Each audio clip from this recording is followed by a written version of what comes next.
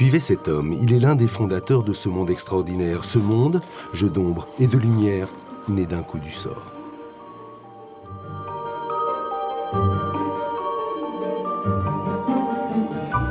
C'est un pur hasard. Nous étions couvreurs, nous fabriquions des girouettes pour les amis.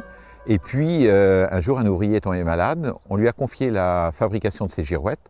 Et d'un seul coup, il y a eu un engouement pour la girouette que l'on n'estimait pas et que nous avons découvert au fur et à mesure du temps.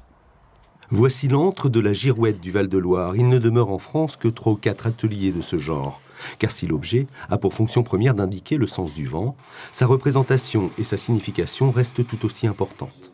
Leur rôle a évolué au fil des siècles.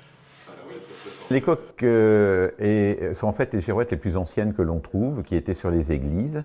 Ensuite, le dragon au IXe siècle sur les propriétés royales, au XIe siècle sur les propriétés seigneuriales, interdite aux petits peuples et aux manants au XIVe siècle après une décision du roi.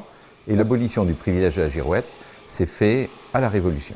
La girouette, un art populaire fait de vide et de plein, parfois naïf, souvent simple, de plus en plus élaboré.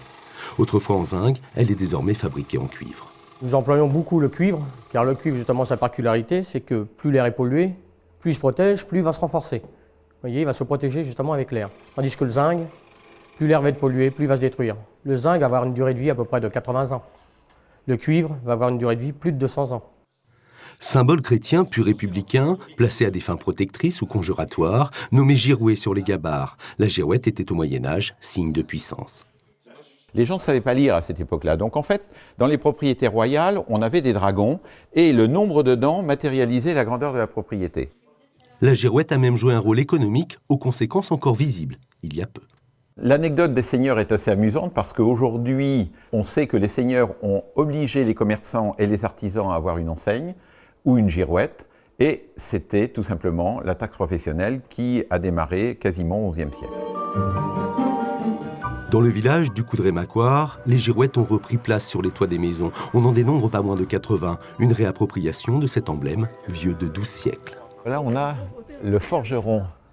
Les gens ont repris l'idée ancienne des girouettes pour les remettre sur leur toiture, c'est-à-dire le hobby, le métier, la passion.